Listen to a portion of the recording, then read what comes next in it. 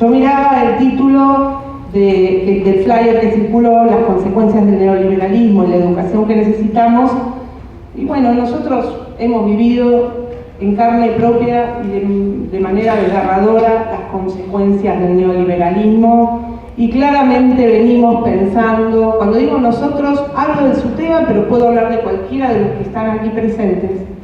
Venimos pensando cuál es la educación que necesitamos. Hemos venido intentando inventar algunas de las cuestiones que necesitamos para la educación que queremos, que sea una educación transformadora, emancipadora, al servicio de nuestro pueblo, y hemos vivido en Moreno una experiencia tremenda que nos ha puesto a discutir colectivamente con otras organizaciones, no solo el SUTEBA, también desde ahí quiero hablar, aquellos instrumentos que nos parecieron que podían ser útiles para esa etapa y que tal vez sean útiles para lo que vendrá.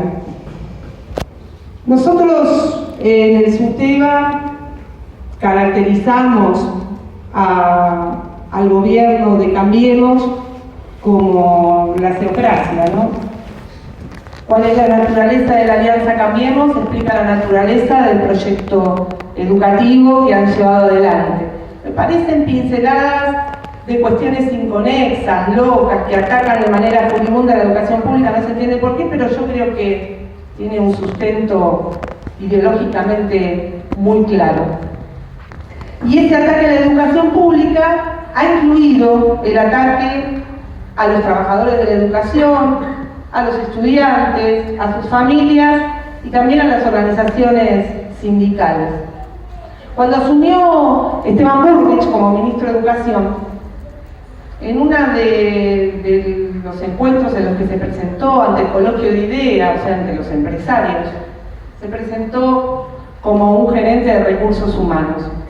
Y entre las cuestiones que planteó allí dijo, bueno, lo voy a parafrasear, por suerte no me acuerdo de memoria sus palabras, pero dijo, para discutir la educación pública tenemos que correr el problema sindical, y para eso nosotros tenemos un mecanismo que es activar 12 bombas, y mientras los dirigentes se dedican a desactivar una de esas bombas, nosotros avanzamos con las otras 11. Creo que pintó algunas de las cuestiones que hemos sufrido con mucha claridad.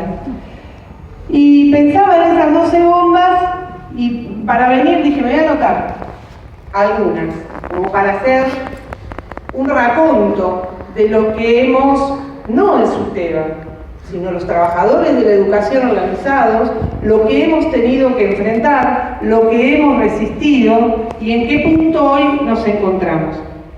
No solo fue el vaciamiento de la paritaria, intentar eliminar la paritaria nacional, eliminar todos los ámbitos de discusión colectiva, vaciar y abandonar el programa de formación docente que había implementado el gobierno de Cristina, el vaciamiento de los programas socioeducativos, pero fíjense, no cerraron los programas socioeducativos, les dejaron el título y los vaciaron de contenido, le quitaron recursos, le quitaron trabajadores, no le proveyeron insumos, y de esa manera parecía que seguían, pero en realidad los destruían, incluso cambiaban el sentido, donde para una orquesta del Bicentenario, en lugar de que fuese central, que los niños o los jóvenes accedan a un conocimiento, como podría ser el de tocar un instrumento, lo fundamental será el mérito. Y en función de eso, bueno, interpretás bien un instrumento, tocás bien un instrumento, estarás o no estarás.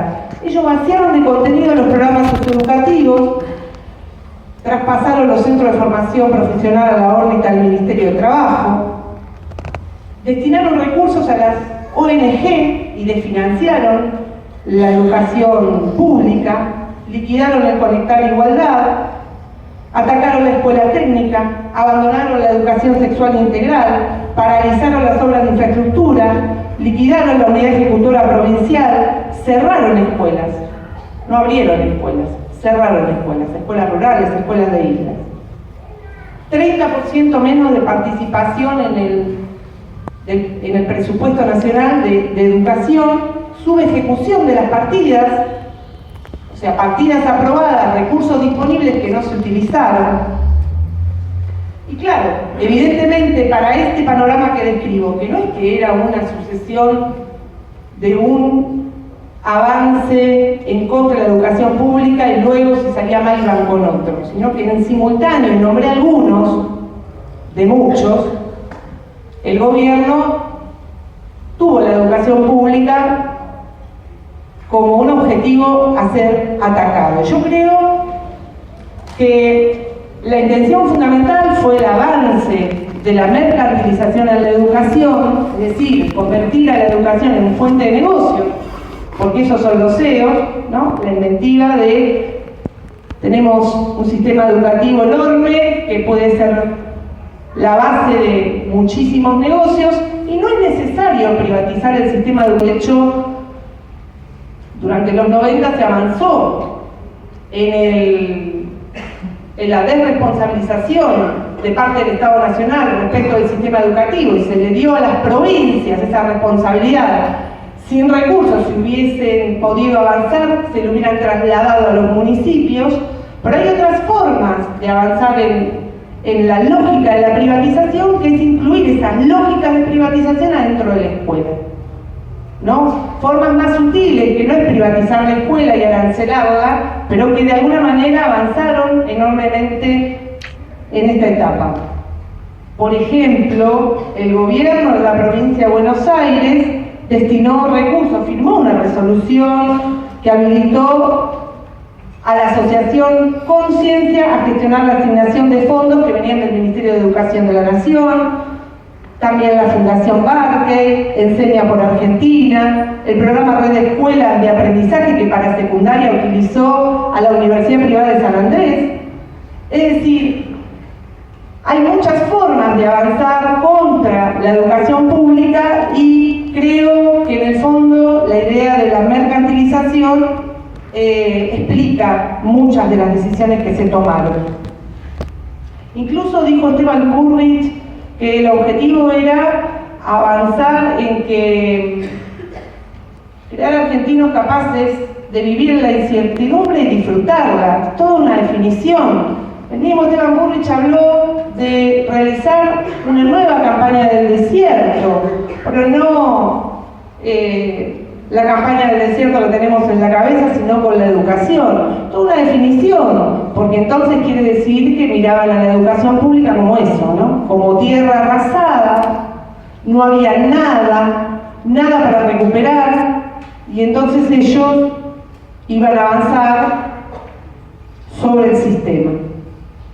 Y por supuesto, las terribles, uso esa frase para utilizar algo común, un conocimiento que nos espantó, la idea de que te caes en la escuela pública y la idea de que ningún pobre llega a la universidad. Todas esas definiciones no son inconexas y tienen que ver con un proyecto de justamente volver a avanzar en procesos de desresponsabilización del Estado, que justamente con el gobierno de Néstor y de Cristina se había avanzado en nuevamente poner al Ministerio de Educación de la Nación al frente de estos 24 sistemas educativos que nos había dejado la reforma de los 90, y la idea de trasladar las tareas educativas hacia ONG y que sean fuente de negocios.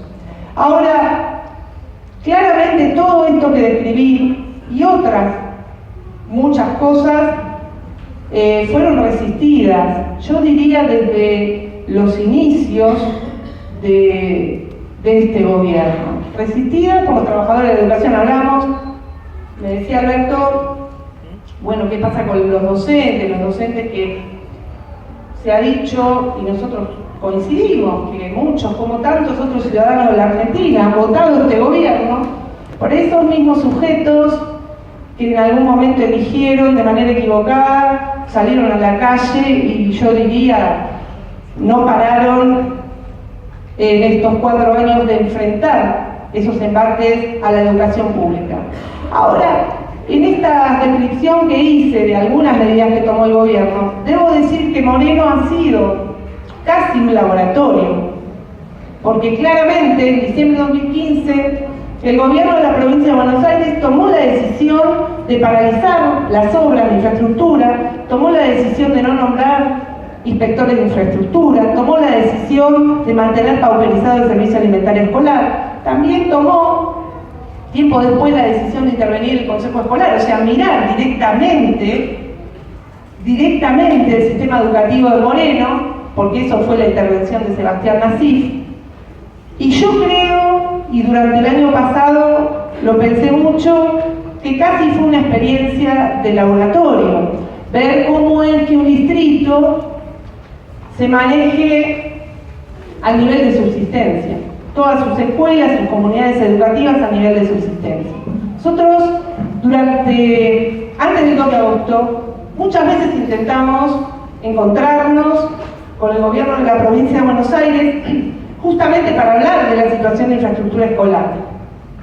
Digo la situación de infraestructura escolar porque lo demás que nombré forma parte de la política educativa general, y no quiero decir que Moreno es el único distrito con problemas de infraestructura, pero siempre hemos estado en el triste ranking de los primeros distritos con problemas de infraestructura. Moreno, Florencio Varela, Mar del Plata, siempre a la cabeza los problemas de infraestructura que son viejos, que nunca se terminaron de resolver, pero lo que sí sucedió como parte de esta idea del gobierno, que expresó por los medios que con los sindicatos docentes iba a discutir tal vez los salarios, pero nunca la política educativa en ningún ámbito, porque para eso era el gobierno, se cerraron todos los ámbitos en donde se pudiera plantear la problemática de este distrito o de cualquier otro.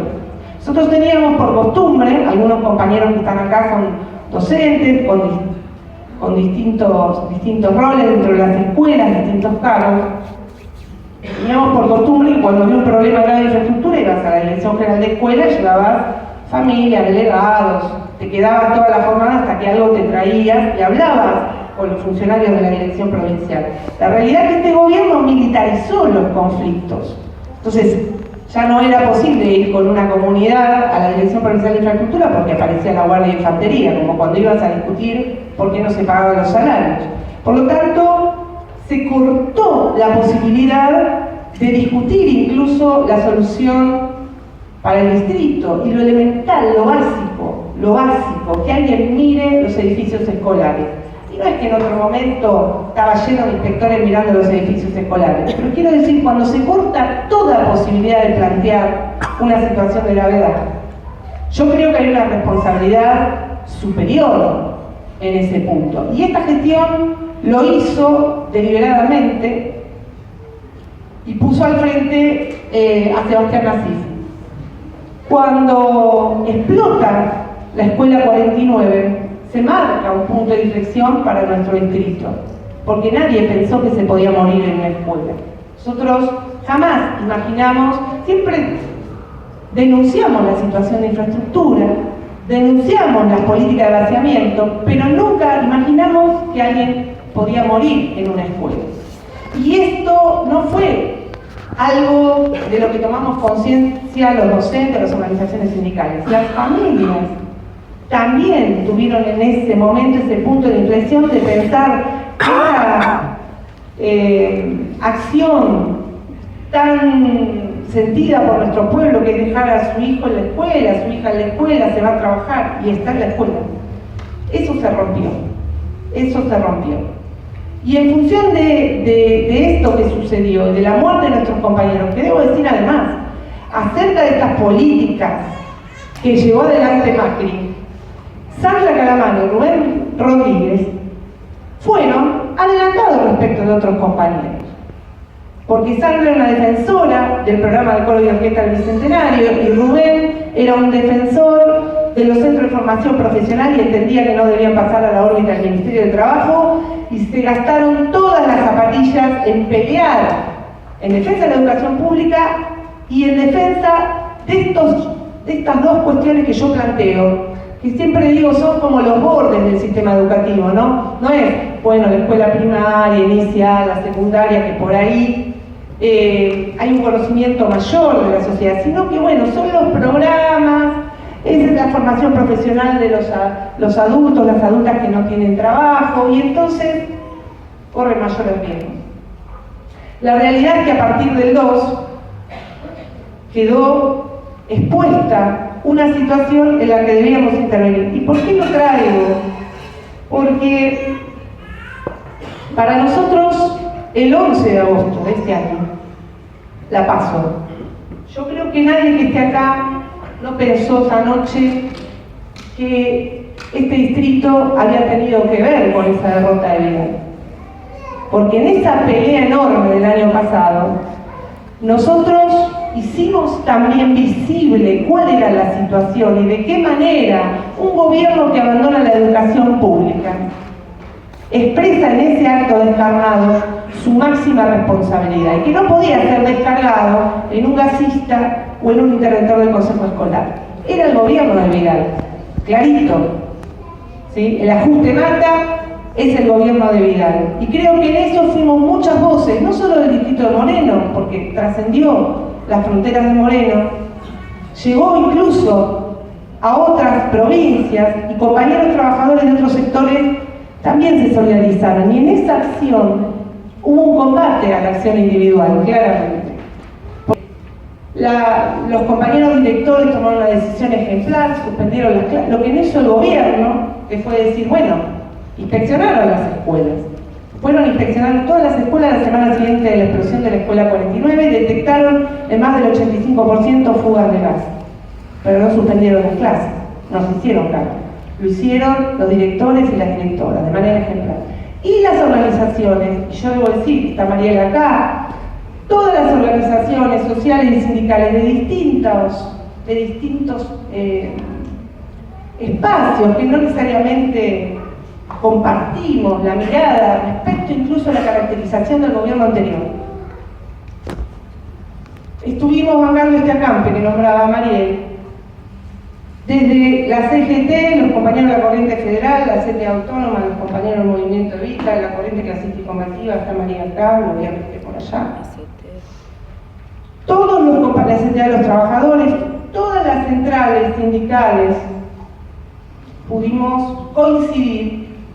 Y yo no lo traigo por una cuestión autorreferencial. Yo pienso en el proceso que vendrá.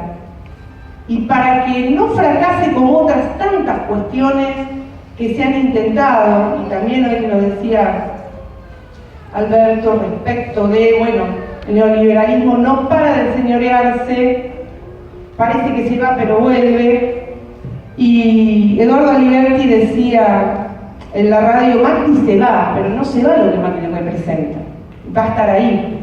Y yo no creo que fuese posible volver a un estadio anterior. Yo sé que todos lo pensamos, pero pensarlo también es ponerlo en acción. No va a ser posible pensar que el gobierno de Axel Kicillof o el gobierno de Alberto Fernández con Cristina ahora van a resolver los problemas de la educación pública. Y nosotros tenemos claro que este desafío apela justamente a una lógica opuesta a la del neoliberalismo, que no es la individual, ni siquiera la de la organización y lo sectorial, es colectiva.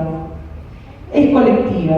No va a ser posible que ningún gobierno ponga por delante ningún proyecto, el mejor, si nosotros no nos hacemos carne de ese proyecto y lo defendemos en la calle. Porque esto que se va a estar mirando para destruir cada ladrillo que intentemos poner. Y yo creo que en ese sentido, esa experiencia nos ha permitido entender, no quiere decir que luego se expresaran todos los aspectos, los niveles de unidad para llevar adelante la pelea colectiva, pero yo creo que nos ha dejado una enseñanza. Nosotros podemos tener el mejor programa de formación docente, pero si no están involucrados los trabajadores de la educación, ese programa no va a avanzar. Lo vivimos con la paritaria nacional, con la ley de financiamiento educativo, con la ley de educación nacional y la ley de educación provincial. Esas son conquistas que los compañeros trabajadores de la educación, las tienen y las defienden porque formaron parte de la hechura de esas leyes, porque pelearon para que esas leyes surgieran.